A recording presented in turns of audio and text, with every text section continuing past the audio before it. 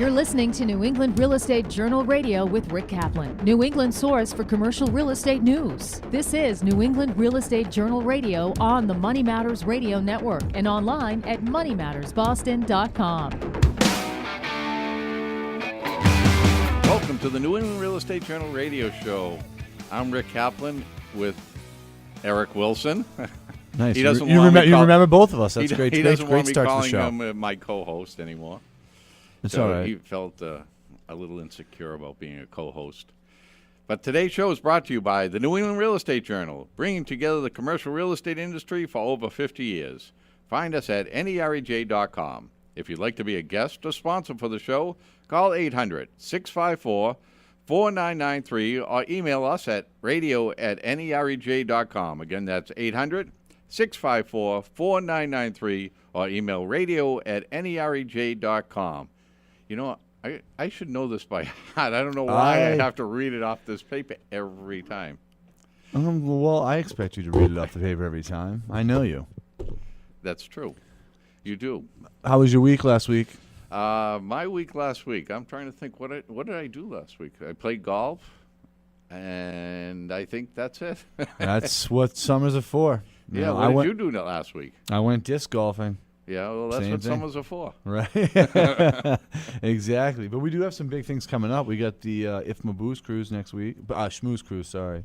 Yeah, but before we talk about that, we should talk about the places that we're going to be doing our show from. Oh, yeah, right. Next week, we're going to be doing it from the City Hall in Hartford, Connecticut.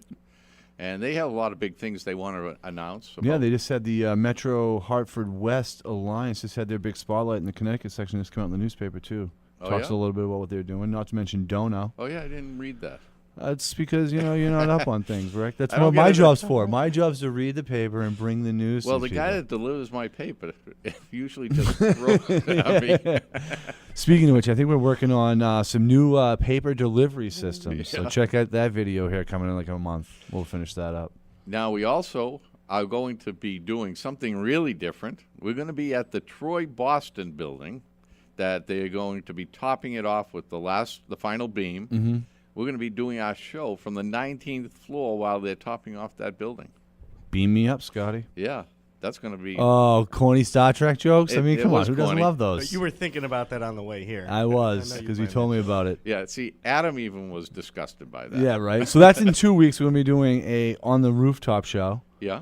Because, and you know what's going to happen? The song's going to be playing Roofs on Fire because I'm going to walk up there. I don't back-to-back corny jokes? What a winner think so, this guy Eric. is today. I don't think it's working at all. Yeah, oh, come on. I can tell. I can hear all the listeners laughing. Yeah. That's right, all three. all three that tune in just to hear me. Dave Donnell, Corey Woods, and now Matt. The production team. I appreciate it. Well, yeah, that's something we should mention, that our show is on YouTube. Mm-hmm. You can see us in our... In all of our color. Yeah, in our all. In all of our flavor. Yeah. And also on iTunes. Yep. On our website, nerej.com/radio. Radio, right. Yep. Where else? We're on... You Are Business Network as well. You Are Business and Network. right here on Money Matters Radio Network every course, Saturday at 3 and Sunday at 3. Yeah, of course. Money I Matters mean, we're the Radio biggest Network. show they got on the weekend. With the largest... People can't... with the largest real estate show in Needham. The largest what? Because we got 2 people on it? I'm the largest host in Needham. That is true. You probably are the largest host other than Emerald. Yeah. Well, we have a couple of good guests. I should say great guests. Because I haven't used that term. You know what's funny? I almost thought, I couldn't believe you didn't announce the show. As Eric, we have another great show for you today. Well, we have Tim Cummings. He is the executive director of the economic development. Did I say economic? He's the the executive director for the EDC of Marlborough. EDC of Marlborough, Mass. And we also have Rob. Hold on, get your. We have Rob McMenimon. He is with Co-Energy America, and he's going to talk about a system that they have that they can put into office buildings or commercial space that saves quite a bit of energy. I believe, it's like 2 different forms, right? They've combined to make a one processor. Yeah. I'm excited to hear about that too. Yeah, it's a little unique, and a lot of I guess it's in a lot of municipalities. They're starting Fantastic. to use it. But today's show is brought to you by the New England Real Estate Journal, bringing together the commercial real estate industry for over 50 years. Find us at NEREJ.com. If you'd like to be a guest or sponsor for the show, call 800-654-4993 or email us at radio@nerej.com. Again, that's 800-654-4993 or email us. Email radio@nerej.com, and we'll be right back on Money Matters Radio Network. The next level in commercial real estate. This is New England Real Estate Radio on the Money Matters Radio Network and online at moneymattersboston.com. Rick Kaplan on the Money Matters Radio Network and online at moneymattersboston.com.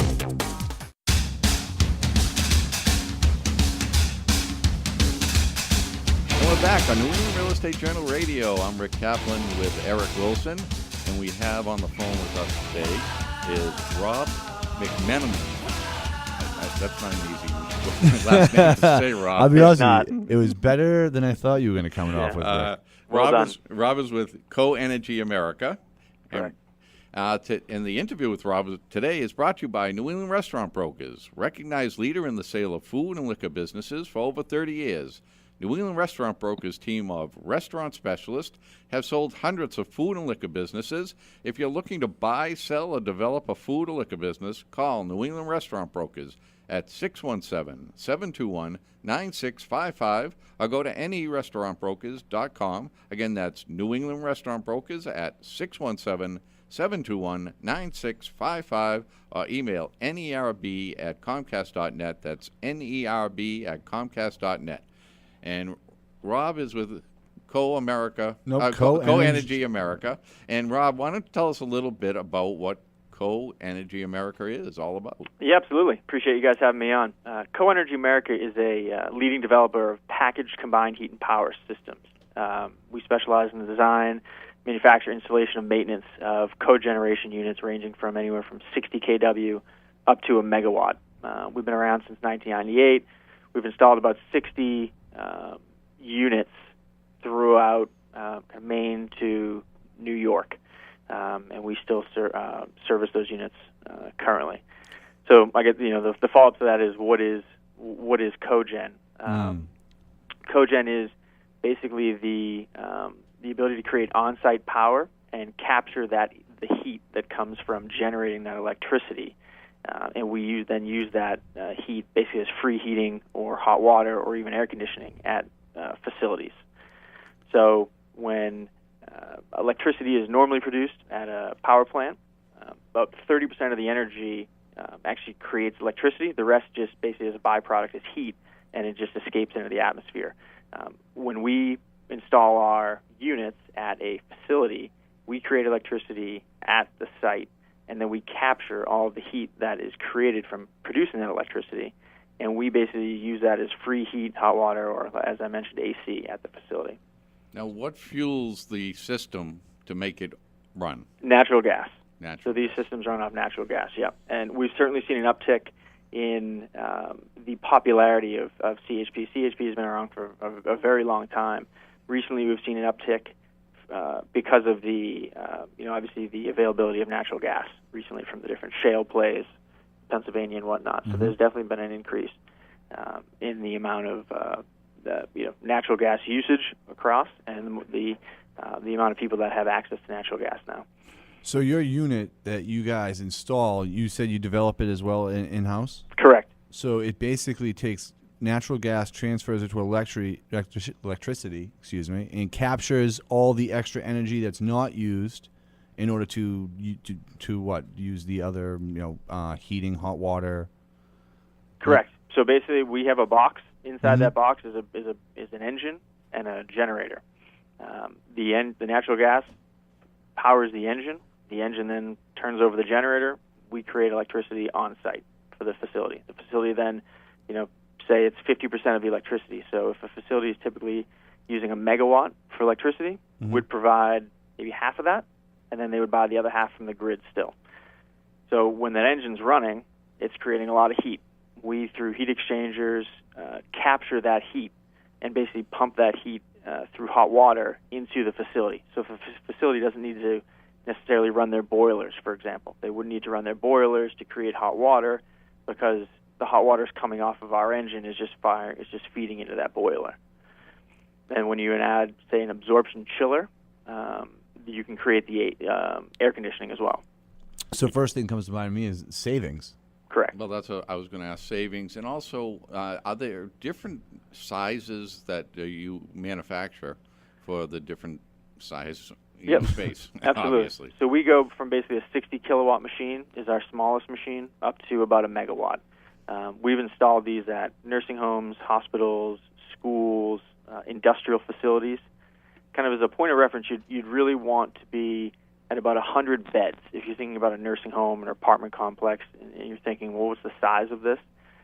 Our minimum is really about 100 beds is where we can start to offer some real savings. And that would be probably a 60 to 75 to an 85 kilowatt unit. So this is going to replace your boiler? It doesn't replace it; it offsets it. So a lot of, especially depending on the age of the facility, a lot of the boilers are older; they're not as efficient. So basically, our hot water, the way the boiler works is you get water, you fire it up, it heats the hot water. What's happening when you apply a cogen system to the site is the water that's going into the boiler is already at around 200 degrees. So the boiler really doesn't need to fire that often.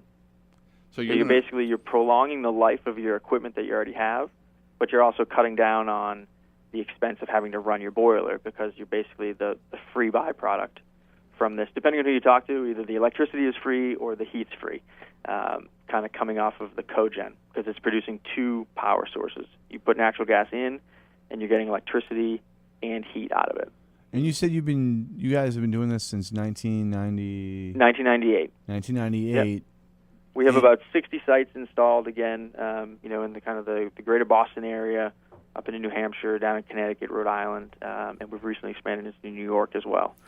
So we manufacture these units. So we'll go in, we'll look at a facility, we'll talk to the facility owner, we'll look at their utility bills to see if kind of high level it's a good fit. And we can usually tell that based on the utility bills and the amount of usage, gas usage. Because what you're looking for is a consistent heat and thermal usage.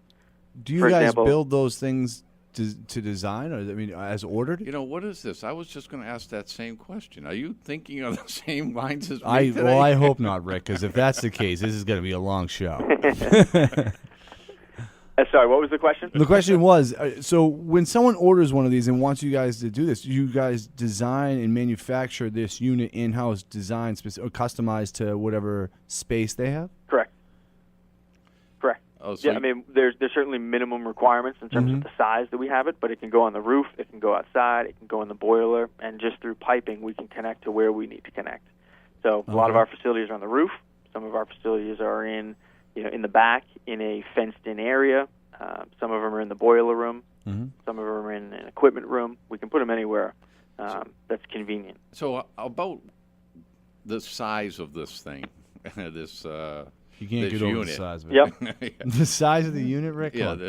So from a small side, on the smaller side, so 60 kW, 60 kilowatt machine, think of it as head high, so maybe 6-7 feet high, and about 6 or 7 feet long is that size. And then when you start getting into larger systems like a 250 kilowatt machine or a megawatt machine, then you're getting into the size of maybe a small Connex box, if you think about it like that. And that's a lot of times when it ends up going up on the roof or going out back behind the facility. So this is like a air conditioning unit. It can be. So you add an absorption chiller. Well, I mean, in the reference to the size. Oh, correct. Yeah. Yeah, a little bit bigger than an air conditioner. But it does do air conditioning as well. It can. Yep. It can. Absolutely. Now, is that something that you have to add as an option to this? It is. Or it does? Oh, yep, so it is. It's a separate, the chiller technology has been around for a long time. This is just kind of another energy source going into the chiller. The chillers have been around for a long time, and that's just something that we would add on. It's something we take care of for the customer, but that's something that we then add on. We don't manufacture the chiller. We basically bundle it up with our system. So a chiller is something that people have been using.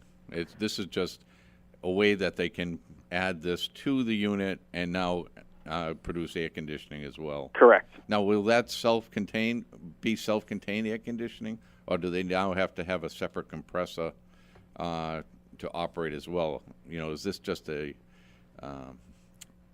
fill-in, or are you? Yeah. Yep. No, there'll still be a compressor. This is basically providing, the cold water, for lack of a better term. It's changing the heat. The chiller takes the hot water, produces cold water, and then there's compressors and something you tie into after that. Well, we're going to have to go to a break right now, Rob, but when we come back, I want to talk a little bit about some of the types of buildings that you would put a unit like this in. Great. Okay? Perfect. We'll be right back on Money Matters Radio Network. Rick Kaplan and Eric Wilson, right here on the Money Matters Radio Network and online at moneymattersboston.com. New England Real Estate Journal Radio.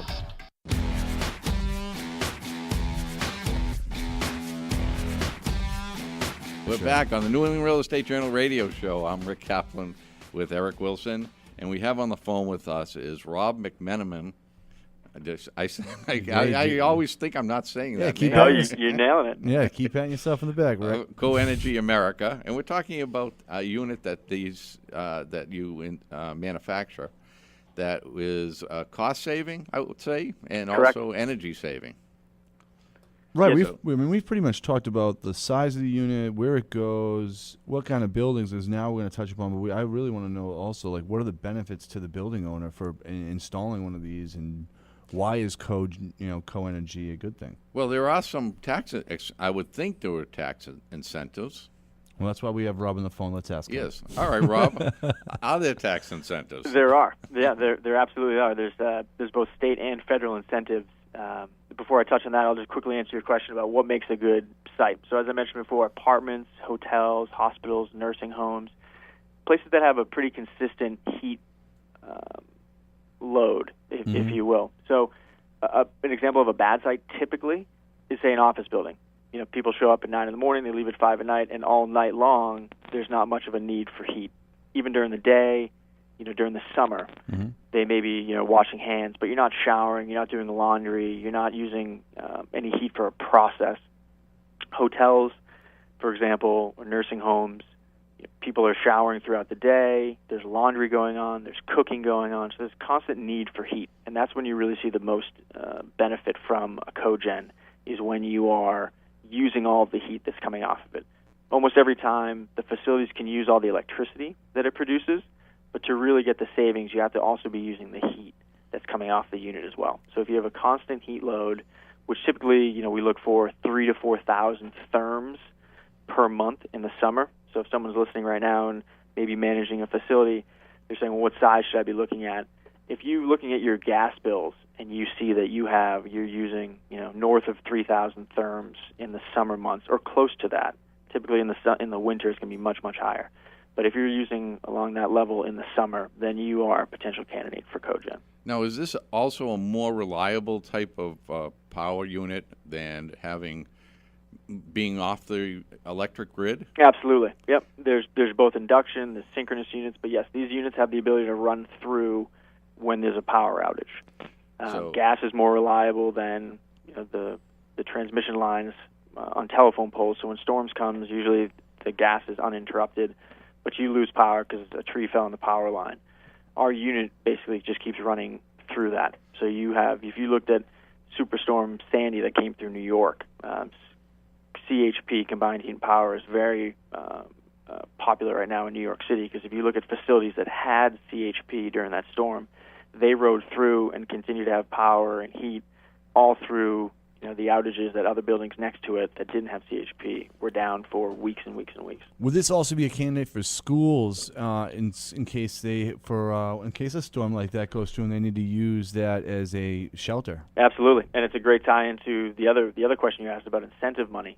So one of the incentives right now is Governor Patrick released $40 million for basically resiliency, and a lot of that money is going towards putting in a CHP unit at community centers or community shelters or storm shelters that everyone gathers to during one of these storms.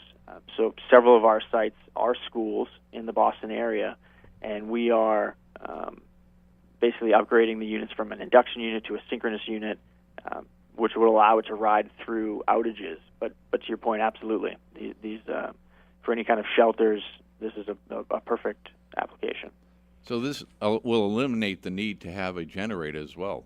Correct. So, I mean, it's quite a bit of savings now. Well, Correct. Yeah, you're basically taking a lot of steps and taking away a bunch of them. Yep, absolutely. Right. So, the savings on one of these units, we typically look for a good site is going to be between a 2 to a 3 year payback. Some are less than that, some are more than that.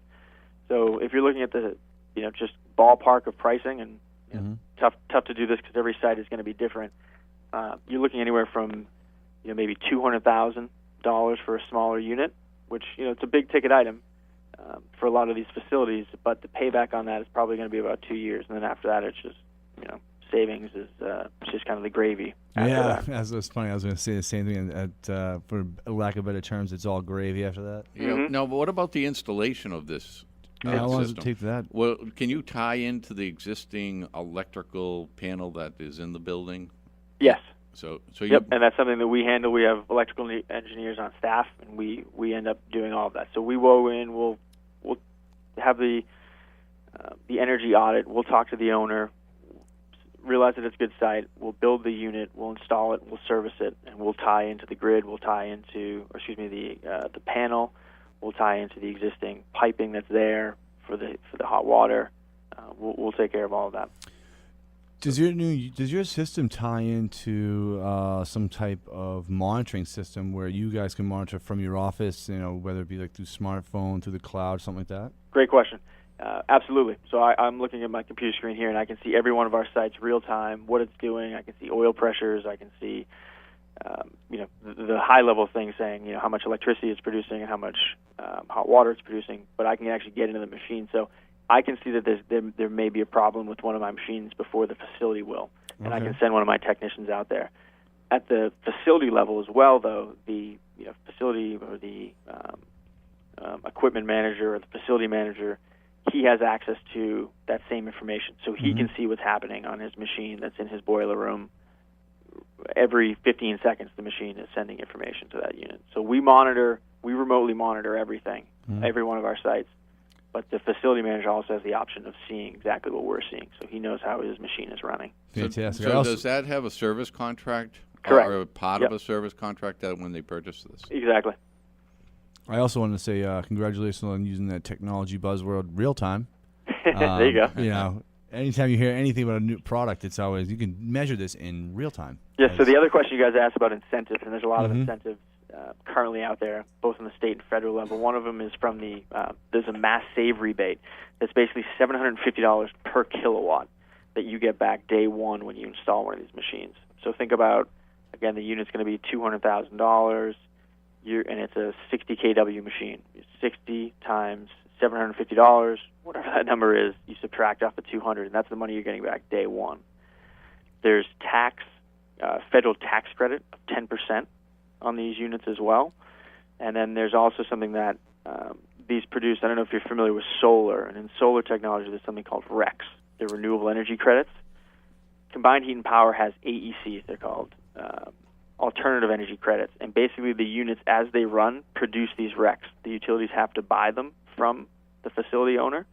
So that's a way it's basically creating so in addition to the savings that the facility is getting, this is also producing an income that the utilities basically have to buy these credits from the facility because they're producing them. They're mandated to buy them. So you're anywhere from, it could be $12,000, it could be $20,000 a year, and depending on bigger machines, it's going to be even more. But that's just income that's coming in from this, from the combined heat and power. So there's a lot of incentives right now. New York has a lot of incentives. Is that a one-time thing? No, annually. No, I was going to say, in the first thing you mentioned, saving the $45,000 on the $200,000 unit because it's 60 kilowatts, $750 per kilowatt. It's $45,000. What is so is that every year you get that money, nope, or is it just a one-time thing to have it installed? That's just a one-time on the installation cost. Okay. It's a one-time check you get back. But is it like with solar, you have all that, the grids buy back that excess energy? So in Massachusetts, it's up to 60 kilowatts you can net meter. is the term for that, when you're selling electricity back into the grid.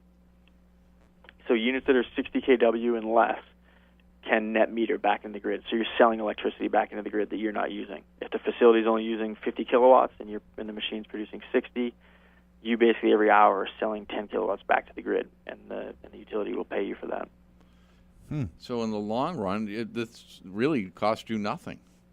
Yeah, absolutely. Again, from all the incentives plus the savings, 2-year payback, and then start in year 3, you have all the savings, plus you have this other income from net metering, from the alternative energy credits that I just mentioned, and that's just money that's going to be coming in on a monthly basis in perpetuity for as long as the machine's running.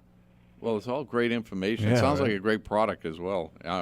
If someone is interested in finding out more information, Rob, how would they get a hold of you? The best way is our website, and that's coenergyamerica.com. And they can also reach me. My email address is rhm@coenergyamerica.com. And those would be the 2 easiest ways to get in touch with me. You don't make them spell out McMenimon? Yeah. Absolutely not. McMenimon. I've learned that mistake. Rob, I appreciate you coming on. Yeah, thanks for joining us. And, good luck with that product. That sounds like it's a fantastic idea. Yeah, Rick and Eric, thanks. Appreciate you having me on. Okay. All right, take care. Take care. Thank you. And we'll be right back on Money Matters Radio Network. Rick Kaplan is right here on the Money Matters Radio Network. New England's commercial real estate scene is covered right here on the Money Matters Radio Network with Rick Kaplan. And we're back on New England Real Estate Journal Radio. I'm Rick Kaplan with Eric Wilson. And we have on the phone with us Tim Cummings. He is the Executive Director of the EDC in Marlborough, Mass. And lots of going on in Marlborough. Tell us a little bit about what's going on in Marlborough, Tim. Sure. Rick, Eric, thanks for having me on. Appreciate it. Marlborough is a community situated, off of the 495 belt. And, over the years we've seen some peaks, and we've seen correspondingly the valleys in our commercial real estate market. I'm pleased to say that we've seen our local market rebound very nicely over the last 2 years or so. Now, I happen to know where Marlborough is, but, I was trying to explain to Eric. He wasn't too sure. At first, he thought it was a pack of cigarettes. But No, I actually know it because of Rick Fox played basketball. Sure. And they're from that area, so. So what Great. what are some of the new things that are happening in Marlborough? So, from a commercial real estate perspective, we have a great mixed-use development being master planned by Atlantic Management. CEO, President Joe Zink is companies behind this 109-acre master plan development, which will have an office building of 500,000 plus square feet, hopefully dedicated to the life sciences industry. On that same 109 acres, we have a 153-room plus Hilton Garden Inn going in. We also have 350 Avalon Bay apartments going in. All of what I just named are either under construction or scheduled to start construction in the next month or so. I actually was reading. Oh, so I'm going to kind of. So now with all these new developments that you guys are doing, it did bring about some zone changes. I read about. I believe maybe I want to say maybe last year I was reading about it. Yeah, that's exactly right. About a year and a half ago, the city joined with Atlantic Management in rezoning that area of land in a true public-private partnership. The city understood that to use that land appropriately, the current zoning that was there needed to be tweaked. It hadn't been looked at since when it was first originally zoned back in the 50s or 60s. And to stay competitive with current market conditions, there was definitely a need to look at that zoning. And with that being said, we were able to come together with this great plan. So, in the you have a very low vacancy rate in Marlborough. So, is that it contributed because of the zoning changes? Absolutely. I appreciate you saying we have a low vacancy rate. We've been working on that, and we are definitely low in comparison to our neighbors, and that has been through a judicious effort by all the local leaders and myself to help attract businesses to fill the space in our office park. The zoning has absolutely contributed to it. It has helped give a comfort level to the end users, the tenants of some of these sites, to know that there would be amenities readily available just down the street. In the particular development that I just spoke of a moment ago, with this master plan development of 109 acres, there's going to be on-site retail of some conveniences such as dry cleaner, a small grocer, a bank, a coffee shop. Now that convenience alone will support that 500,000 plus office building that I just talked about. It will support the hotel, and it will prevent people from having to get into their automobile and drive, 2 miles, a mile and a half down the road. And once you do that, if you're an employer, you're losing that productivity for whatever amount of time that person's off site. Mm-hmm. Being able to keep people happy is one of the priorities for employers, and retaining their employees with a high quality in their workplace is very important. No, I also read somewhere that Marlborough offers a lot of open space, more so than a lot of other communities in the area. I don't know, maybe I read this somewhere else that wasn't Marlborough. No, we do. We have, Callahan State Park, and we definitely have, readily available open space, walking trail, bike paths. People are very focused on wellness these days, and it's extremely important. And, Marlborough has done an incredible job in preserving its open space. No, that's unusual, though. You're building a community like that, bringing a lot of commercial space in, and still have all that open space. How did you get to that point where you can have that open space? Well, I certainly can't take credit for it. It was obviously the forefathers before the city leaders now had the vision and the foresight to preserve and maintain some area as open land for passive recreation. It's been a blessing because, as people are being so conscious about medical costs, and employers understand this better than anyone, keeping down those medical costs means having a great wellness program, which allows, your employees to take advantage of, exercise programs or whatever the case may be, and having, access to a bike path, a walking trail, is incredibly important from maintaining one's own health and de-stressing and keeping their employees happy. So, whose vision was all of this? It was done a while back. I would say it was back when the city was originally laid out with the incoming Route 495. City leaders definitely had a vision of preserving certain areas as open space. So that was back decades ago, and it was it's been to our benefit now, and we're really appreciative of that.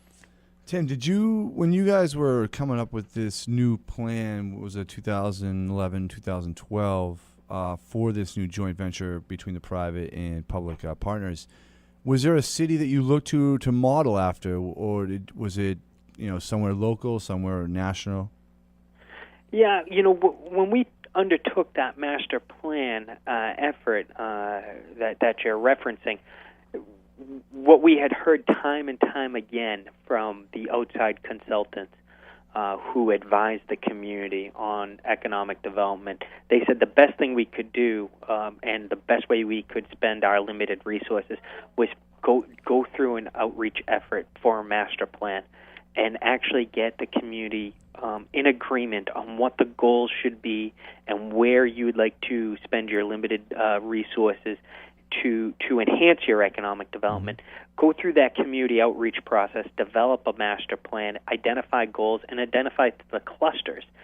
Hearing the consultants tell us this gave us the confidence to actually go through that exercise, and it's been a windfall to us, and it has been quite to our advantage. We have identified a great example through that exercise is an industry that we now focus on trying to bolster, and that's our youth sports tourism. Believe it or not, Marlborough is known in the hockey world.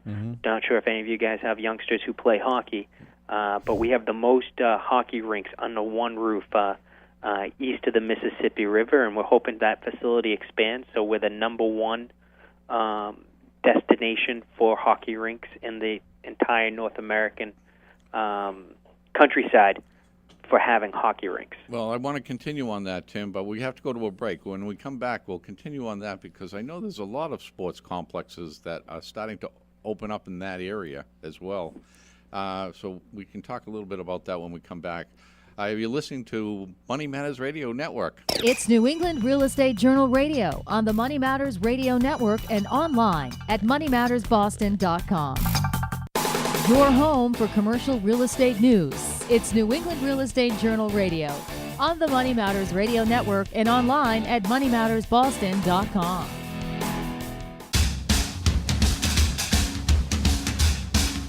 And we're back on New England Real Estate Journal Radio. I'm Rick Kaplan with my Co-host. He doesn't like me to call him that. My compadre, Eric Wilson. Nice. We went Spanish with it. Yeah. And we have on the phone, we're interviewing with Tim Cummings. He is the executive director of the EDC in Marlborough, Mass. And Tim was just talking about a big hockey complex that you have in Marlborough. The destination for hockey with the most rinks under one roof this side of the Mississippi.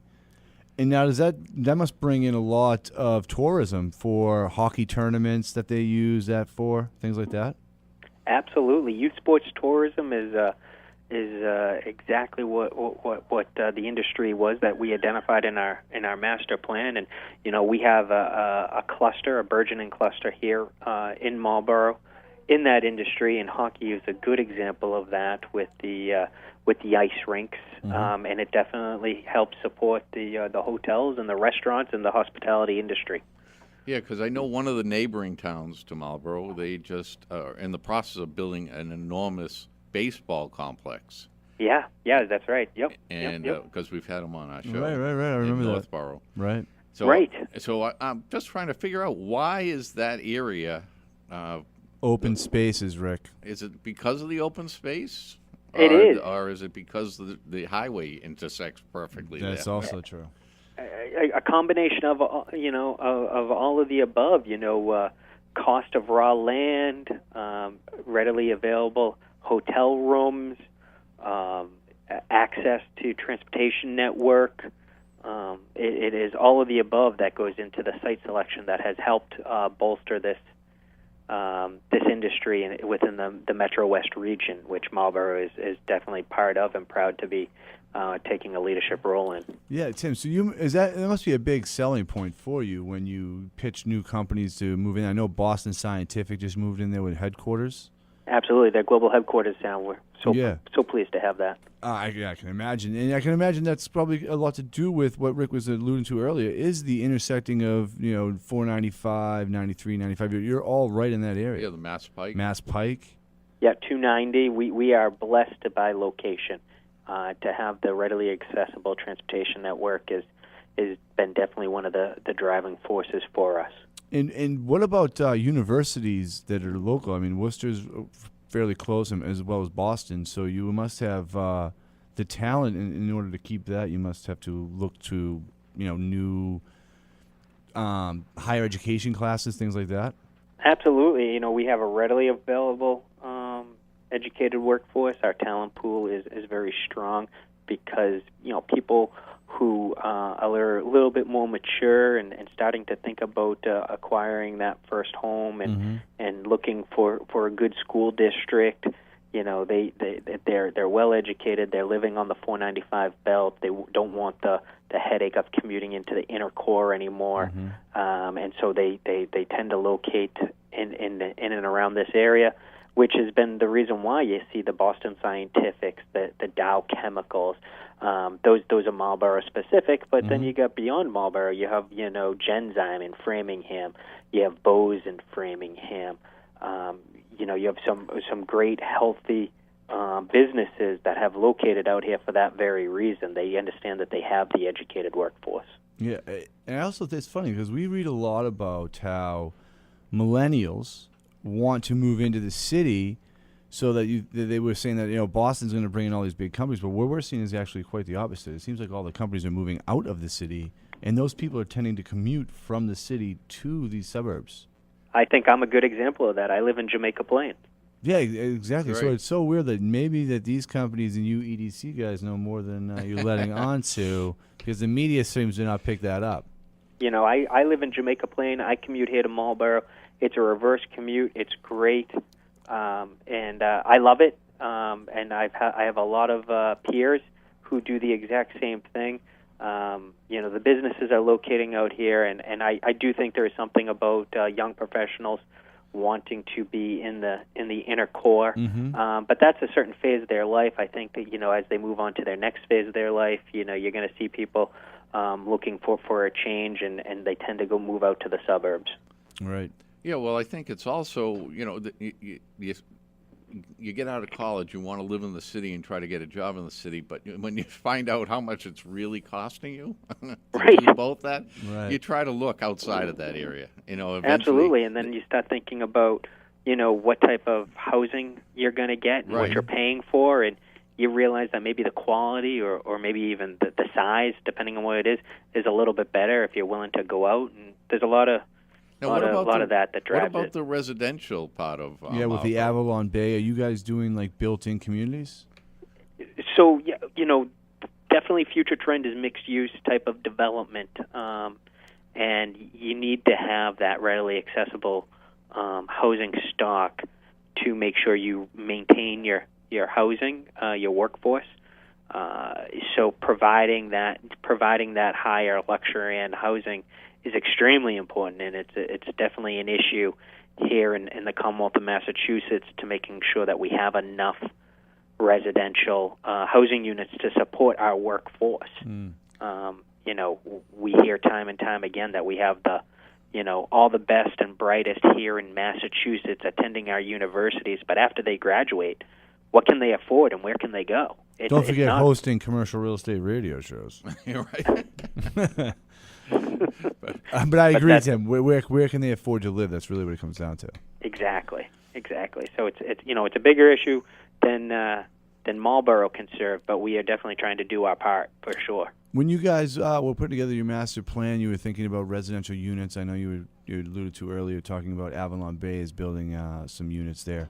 Are you guys following the same pattern we see a lot through Massachusetts? If you listen to our show, we talk about this a lot. A lot of these new places are, building the apartments around on the outside of, say, a lot. Right, a work, live, and play type community. That's it. That's mixed-use development, absolutely. It maintains for a higher quality of life. Right. If you can get an hour and a half back in your work day, in your day, when you get out of work and you can, within a rock's throw, be back at where you live, right? That's an hour a day that maybe you get to go to the gym that you just put off, right? But now, Tim, are you crazy? You mean more food? Tim, I have a question, because a lot of the cities and towns we talk with, a lot of them are struggling, and a lot of them are now trying to put into their agendas, master plan, to do what you have done. How long ago was this master plan set up? Well, so I'm not exactly sure which master plan you're referencing, but the most recent economic development master plan was done about 3 years ago. Yeah, all right, so that's when it started. But a lot of them he wasn't listening to when you and I were talking about that earlier. No, but I'm saying a lot of them are starting it now. Right. Behind the curve. Yeah, so Marlborough is way ahead of everyone else. Mm-hmm. And that's because the city had the foresight, as we spoke a few moments ago about the open space, but they had the foresight to build out their infrastructure appropriately. We actually have sewer. You know, so sewer capacity is a huge issue Right. when you're talking about doing some sort of development. And communities that did not put their resources appropriately into a capital expenditure like that have now limited themselves in terms of the economic development that they can entertain. And when you limit your economic development, you're essentially limiting your potential revenue.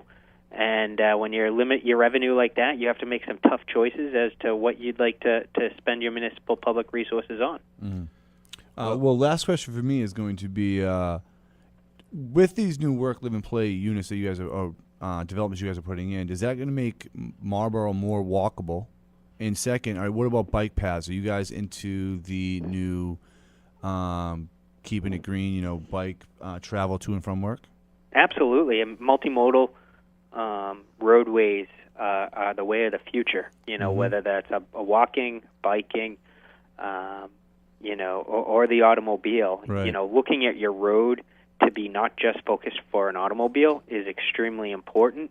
I have, the mayor and I have gone out for the last 2 years to sit down with employers of large, medium, and small companies, and time again, the feedback that we have received is our employees don't just travel by automobile. A lot of us bike to work. Right. And we want to make sure that we have safe bike lanes so we can get to and from our workplace. That was an eye-opening comment. It was very profound when we heard it. And then to keep hearing it time and time again, right, has definitely shaped our thought process and actually putting those comments actually into place for policy. We approved a bond a year ago now to redo the Cimarano roadway right in that area that I was speaking of earlier with that master plan development, to actually redo Cimarano Drive with the multimodal transportation. We're doing it in partnership with the Commonwealth of Massachusetts. They stepped up with a 50% reimbursement to us to help do that. And what we understand is that will help alleviate the congestion on the roadway and also provide for safe passage. Well, fantastic. That's good. Although it wouldn't concern me about the bike path because I drive to my next door neighbor's house. Nice. But we appreciate you coming on, Tim. And appreciate you guys having me. Thank you so much. If someone wants Rick, to find out more information about the and about moving to Marlborough, what would they do? Yeah, so best way to reach about to hear about Marlborough and to learn about all the good things happening, go to our website. It's marlboroughedc.com. Okay, great. Thank you, Tim. Thanks, Tim. Great. Thank you, guys. Appreciate you having me. That was Tim Cummings. He was the executive director of the EDC of Marlborough, Mass. And the interviews today have been brought to you by New England Restaurant Brokers, recognized leader in the sale of food and liquor businesses for over 30 years. New England Restaurant Brokers' team of restaurant specialists have sold hundreds of food and liquor businesses. If you are looking to buy, sell, or develop a food or liquor business, call New England Restaurant Brokers at 617-721-9655 or go to nerestaurantbrokers.com. Again, that's New England Restaurant Brokers at 617-721-9655 or email nerb@comcast.net. That's nerb@comcast.net. We'll be right back on Money Matters Radio Network. Rick Kaplan on the Money Matters Radio Network and online at moneymattersboston.com.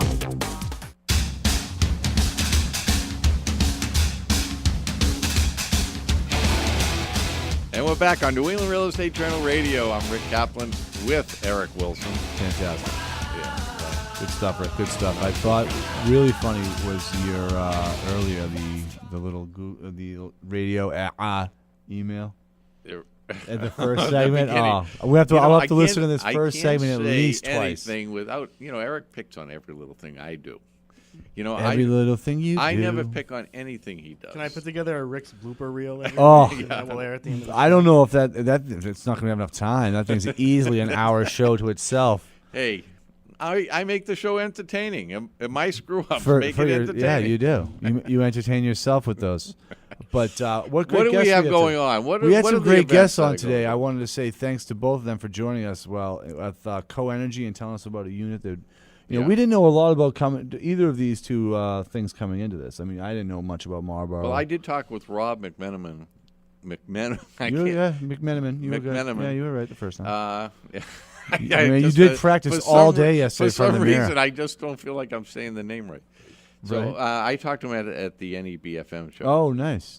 And Speaking of that, NEBFM is now up on YouTube. Check it out. You can see all the check out interviews our we have YouTube. there.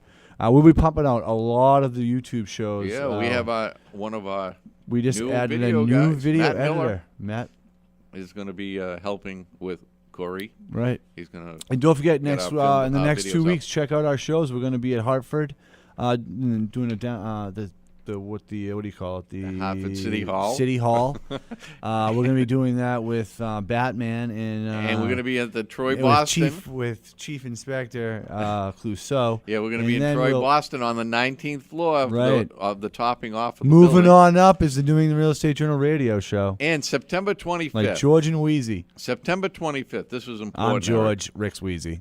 September 25th is, I said it 3 times so people should know What it. date was that again? September 25th in Providence, Rhode Island, Yep. is going to be the NEREJ Cocktails and Conversations, 6 to Right. 9. If you want to find out more information, you contact me or Eric at radio@nerej.com. And I think we got all of it. We got everything we needed to do. You got the ABC. We have Island? we have ABC Rhode Island this Tuesday for a golf tournament. There's also the Schmooze Cruise with IFMA Boston on the next Thursday, the 24th. And there's a bunch of events coming out. Check the New England Real Estate Journal's website, nerej.com. You can find out all the upcoming events. Make sure I see you out there on the golf course, and let's go. I'd say drain these chains, but you guys would probably say hit the links. Yeah. And today's show is brought to you by the New England Real Estate Journal, bringing together the commercial real estate industry for over 50 years. Find us at nerej.com. If you'd like to be a guest or sponsor for the show, call 800-654-4993 or email us at radio@nerej.com. Again, that's 800-654-4993 or email radio@nerej.com. And you know what, Eric? What's that, Rick? This deal is done.